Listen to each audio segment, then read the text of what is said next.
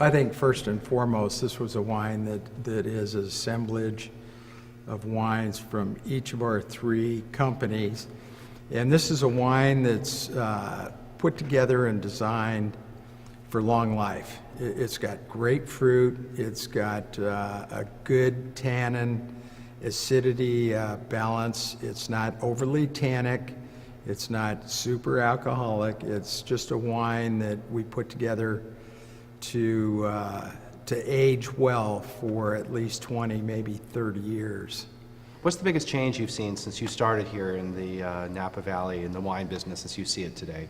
Well, number one, there's well over 450 wineries in Napa Valley, and when I was growing up, there was 20, 25 wineries, and it was pretty much all families, and it was very close, very tight-knit.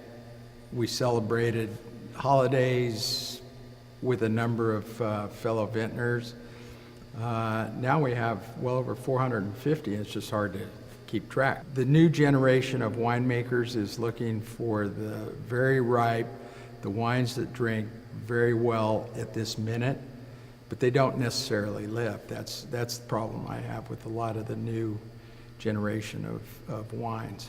So when you look at taking Charles Krug for the next 30 or 40 years, you and your brother, what do you hope the legacy of your tenure at the head will be for your wines here? Our intent is to further this business, incorporate the fourth generation, which is starting to come in, and we want to be a survivor, and we want to be family held. Does this mean something special to you? Well, it's very special to us in that we're bringing the family back together. Blood's thicker than water, as you say, and my father and my uncle in their earlier years had a split, and they came back together, and now their kids, my cousins, my brother and myself, are getting back together to put a special product together. And this is something that we didn't take lightly. It had input